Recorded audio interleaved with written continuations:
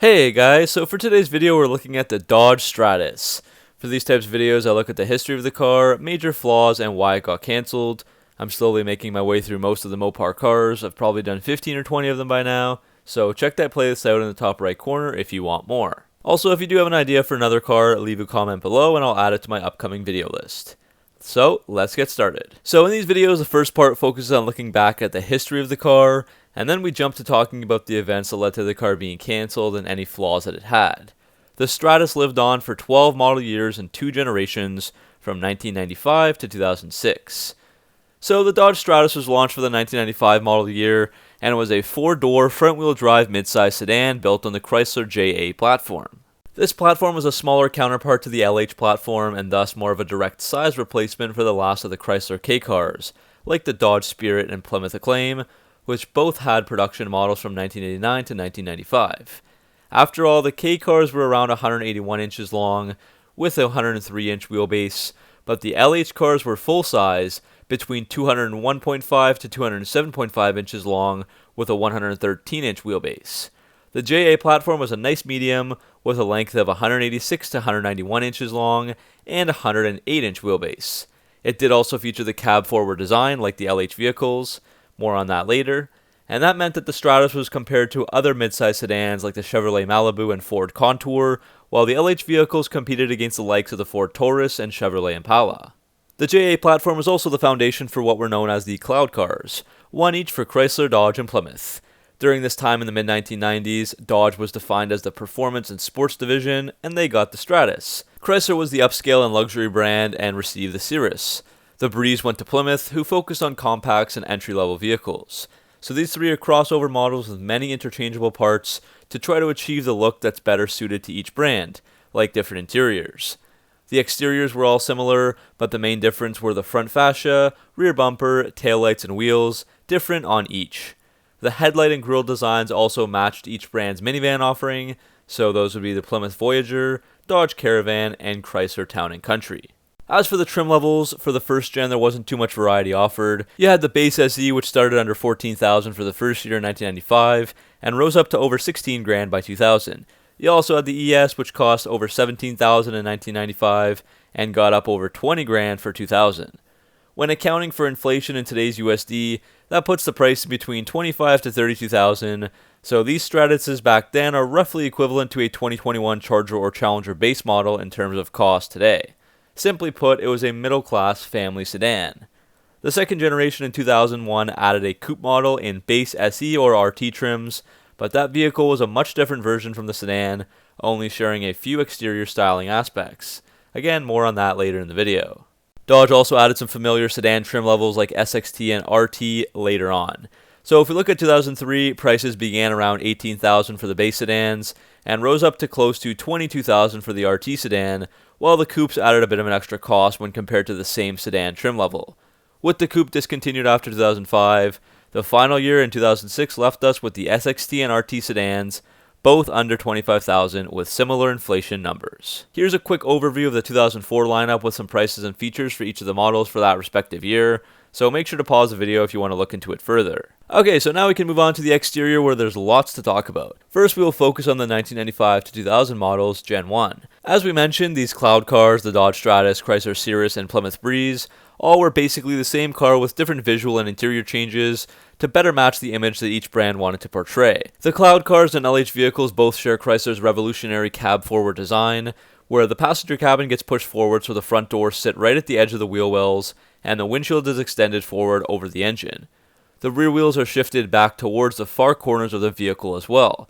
So by doing this and moving the wheels farther towards the edges of the car, the cab-forward design makes for a larger and more spacious interior than other vehicles that were similar in size. And everything ahead of the cabin, including the engine, has to be packed into a much smaller space, of course leaving more room for the rest of the car and the interior. So we see that with the final product of the Stratus: steeply sloped front and rear glass, large side windows, and a very short hood and rear deck. The sides of the first gen features rub strips giving it some more identity, while the front had some resemblance of a crossbar Dodge grille, along with a very small Ram logo in the center. It's decently aggressive for the era. The Stratus was also sold in other markets like Europe and South America, but it was actually called the Chrysler Stratus instead, as the Cirrus wasn't available there. The Chrysler version also had similar styling to the Cirrus, but it did retain the rear taillights and grille of the Dodge model. There also was a Chrysler Stratus convertible built on the Chrysler JX platform, but that was just basically a renamed Sebring for Europe. As the next century began, the Stratus was the only cloud car to survive, with a second gen from 2001 to 2006. The Breeze was discontinued along with the entire Plymouth brand, while the Cirrus was renamed to a Sebring. This Stratus used an updated version of the JA platform called the JR. Dodge had also discontinued their Dodge Avenger Coupe, which lasted from 1995 to 2000, so they needed a replacement, and thus they introduced their Stratus Coupe for the 2001 model year. In an odd Chrysler strategy, both the Stratus and Sebring Coupe models at this time were very different from their sedan equivalent. In fact, they were entirely different cars, built on a stretched third-generation Mitsubishi Eclipse chassis. The Dodge Stratus was also dropped for the Canadian market after 2000. That coupe would get restyled for the 2003 model year, with new headlights, taillights, and fog lights, front and rear fascia, grille, hood, trunk lid, and side sill moldings. It definitely appeared more sporty, but it didn't last long, being cancelled in 2005, just 1 year before the sedan was axed. The second-gen sedan also had a restyled front end for 2004, a new front fascia design with a chrome-accented grille. It's more muscular with the more aggressive headlights and taillights, rolled side panels, and wheel arch flares. There's also a pretty large tail fin spoiler on some of the RT models. That tries to be really sporty, but I think it tries too hard and doesn't seem to fit right on this vehicle. Moving inside the Stratus, there was decent passenger space on both the coupe and sedan due to that aforementioned cab-forward design, which increases the length and width of the cabin. Driver visibility is great due to the tall windows and narrow pillars. Bucket seats came standard in cloth fabric and premium cloth on the RT, with leather and 6-way power adjustable seats available on the RT leather interior group, which was around a $1,000 option. The rear bench seats are split 60-40 with folding capabilities, and they can fit 3 people, and adults can even fit decently in the back of the coupe thanks to the pretty spacious interior. The tachometer and instruments have a sporty design to them with some gauges tucked away under a cowl, and there's large rotary dials in the center console. The interior got a revamp for 2003 as well, with all kinds of improved features. It looked more like a cockpit with a new instrument panel and white gauges, while the RTs got brushed aluminum trim and steering wheel controls. The base seats were upgraded to Spade and Saratoga fabric, while the RT offered up perforated leather. The trunk space for the coupe was best in class, beating up the Ford Mustang by 5 cubic feet and other Japanese coupes by 3 cubic feet. By the second gen, the standard features on the base models included AC, power windows, mirrors, and door locks, and an AM/FM cassette stereo with 4 speakers. The better models added more premium features like a leather-wrapped steering wheel, upgraded sound system, and a CD player. So now we can take a look at the performance of this car. The first generation had 4 different engines and 2 transmissions. A 2-liter A588 Chrysler inline 4-cylinder engine was standard on the base model from 1995 to 2000, and also standard on the ES in the first couple years from 1995 to 1997. It was paired with a 5-speed manual and had an output of 132 horsepower and 129 pound-feet of torque. Next up were the 2.4-liter Chrysler inline 4-cylinders with 2 different versions. The single overhead cam version had 147 horsepower and 158 pound-feet of torque, and that was optional on the base model from 1995 to 2000, paired with either a 4-speed auto or 5-speed manual. The double overhead camshaft was more powerful, with 150 horsepower and 167 pound-feet of torque, optional on the ES from 1995 to 1997, and then standard after that. Only a 4-speed automatic could be had here, not offered with a manual at all. And the final engine was a 2.5-liter 6G73 V6, which was also known as a Cyclone V6 that was produced by Mitsubishi, and that was paired with a 4-speed automatic. Output there was 168 horsepower and 170 pound-feet of torque, optional on the ES, but then later becoming standard. European models got the 2-liter engine and the V6, and there was even a turbocharged 2.4-liter version of the Stratus sold in Mexico only, with 168 horsepower and 216 pound-feet of torque, along with that 4-speed auto. As for the second gen, it had just 3 engines and 2 transmissions, with different offerings for the coupe and sedan. The base SE coupe came with the 2.4-liter single overhead camshaft, and either a 5-speed manual or 4-speed auto. The more performance-oriented RT came standard with the 3-liter single overhead cam V6, up to 200 horsepower and 205 pound-feet of torque. The RTs came standard with the 5-speed manual, but you could pay an extra $825 for the 4-speed auto, and another $165 on top of that for the auto stick feature. The sedan had the 2.4-liter dual overhead camshaft engine that carried over from Gen 1, standard on the base models, only available with the automatic. The ES and RT sedans were standard with the infamous 2.7-liter V6 engine with 200 horsepower and 167 pound-feet of torque. Again, the RT had the manual, the ES the automatic. Also, once again, Mexico was the only one to get a turbocharged 2.4-liter engine, up to 225 horsepower and 235 pound-feet of torque.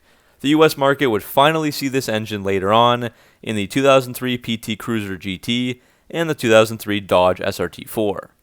Now, as for performance times, the 2.4-liter sedan had a 0 to 60 in a very slow 9.5 seconds and the quarter mile in 18.1 seconds. The 4-cylinder coupe was about half a second faster for both. The RT sedan with the 2.7-liter V6 was a bit faster, 0 to 60 in 8.4 seconds and the quarter mile in 16.3 seconds.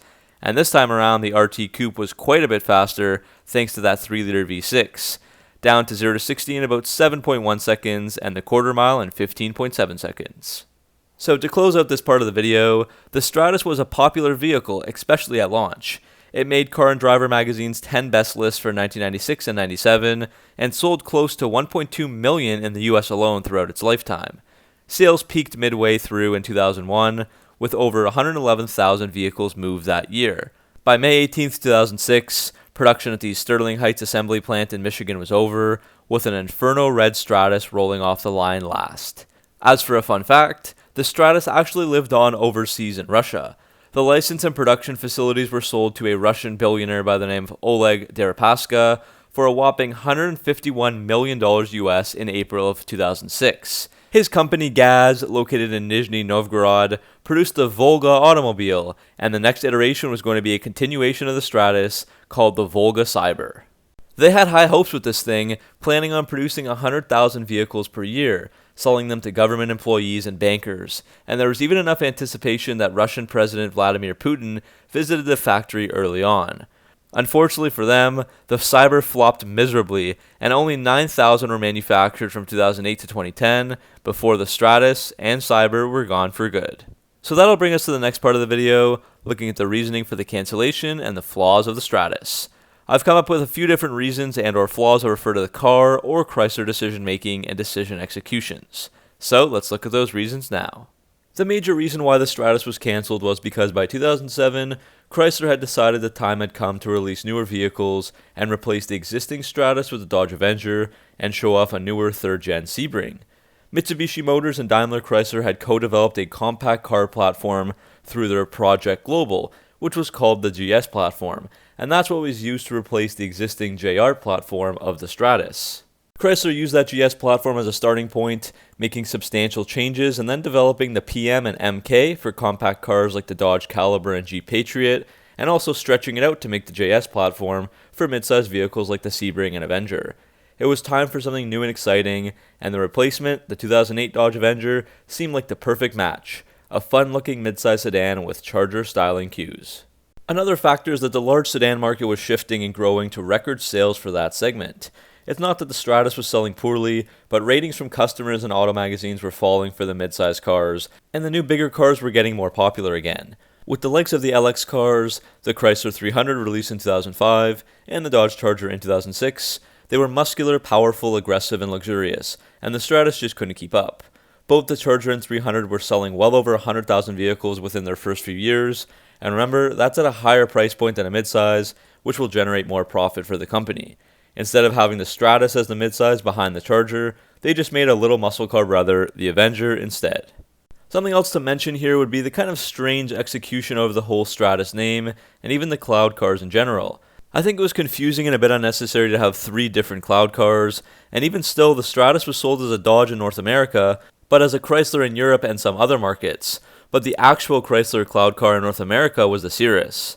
So that's the first thing here. And then secondly, Dodge left the Stratus as the only cloud car standing in 2001, but then they introduced the coupes for the Sebring and Stratus based on a totally different vehicle, the Mitsubishi Eclipse, and sharing very little in common with the actual Stratus sedan. And to make matters even more complicated, the coupe's exterior, interior, and both the engines offered were different than the sedan, like the 3-liter V6 for the coupes, for example, and the 2.7-liter V6 for the 4-doors, and they're not interchangeable due to them being different cars. So these factors aren't really responsible for the demise of the car at all, but it's still a head scratcher that probably left salespeople and customers both confused and annoyed. Another major flaw of the Stratus that carries over from the Intrepid video was the awful 2.7-liter V6 engine.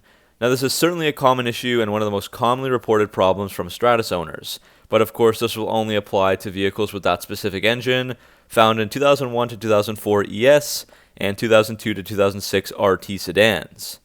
These engines were prone to suffering failures due to oil sludge contamination, and often they would only last a maximum of 80 to 100,000 miles, even with regular maintenance. A buildup of oil sludge was common due to both an insufficient oil capacity and the timing chain-driven water pump leaking into the crankcase. This oil sludge issue didn't affect every engine, but for many they completely failed and there was nothing the owner could do to prevent it. Missed or late oil changes also proved to be dangerous on this engine and caused premature failure. Another common issue was the water pump gasket failing and slowly leaking coolant internally, which would dilute the oil, and those leaks would also cause engine failure. If the engines were meticulously maintained, they might have had a better chance, but the average owner doesn't check under the hood or know how to look for problems that often.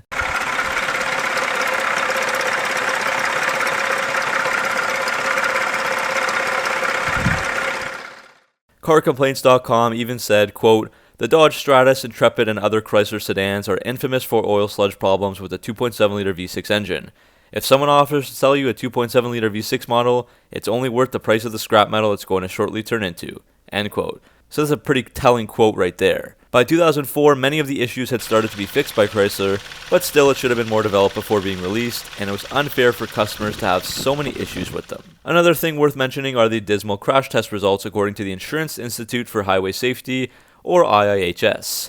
The first gen got a poor rating in the frontal crash test, while the second gen got an acceptable for the front test and poor for the side test, putting drivers at risk of serious injuries to the neck, ribs, shoulder, and pelvis. The final thing I want to say about the Stratus was that it just wasn't well-rounded enough to be a mid-size class leader when it was out. If we take a look at 2003, the market was flooded with these mid-size vehicles, with 10 major players in the field. The Dodge Stratus RT was ranked 7th out of those, with Car and Driver magazine saying that it had, quote, "extroverted personality for the exhibitionist," end quote, but also had, quote, "an underwhelming powertrain, abrupt ride motions, and crude interfaces," end quote. And also, like most Chrysler vehicles of this era, the reliability wasn't always so great. Apart from the engine stuff, there were some suspension recalls, water leak due to plugged AC drain, defective crankshaft sensor, cracked dashboards, and lots more. One final foolish engineering move: the battery is placed inside the left fender and requires the removal of the left front tire to replace it. So that's the end of this video, guys. If you like this type of video, let me know in the comments section below, and make sure to give some suggestions for what car I should do next. How do you guys feel about the Dodge Stratus? Do you love it? Do you hate it? And did you ever own one of these? Let me know down below. As always, thanks for watching. Make sure to like and subscribe for all your Mopar content, and I'll see you guys in the next video.